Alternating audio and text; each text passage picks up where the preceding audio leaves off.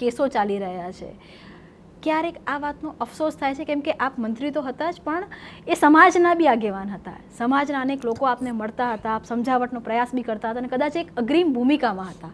ક્યારે પણ એ ઘટનાક્રમનો અફસોસ થાય છે?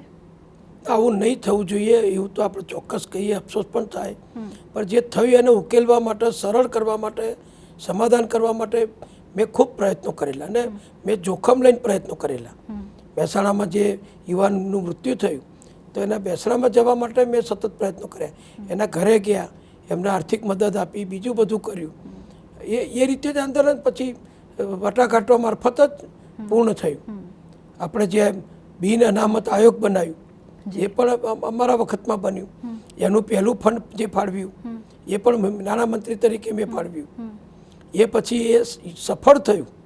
એટલે તો કેન્દ્રમાં પછી જ્યારે પ્રશ્ન ઊભો થયો ત્યારે આપણે જે આવ્યું કે આર્થિક રીતે સક્ષમ અને જેમને અનામતનો લાભ નથી મળતો એવા લોકો માટે 10% અનામત એ ભારત સરકારે પણ લાગુ કર્યું અને આજે સરસ રીતે ચાલે છે.